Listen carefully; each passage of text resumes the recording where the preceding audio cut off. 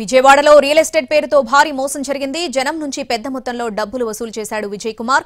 నిందితుడు వైసీపీ నేత, మాజీ డిప్యూటీ మేయర్ గోకుల రమణారావు కుమారుడు.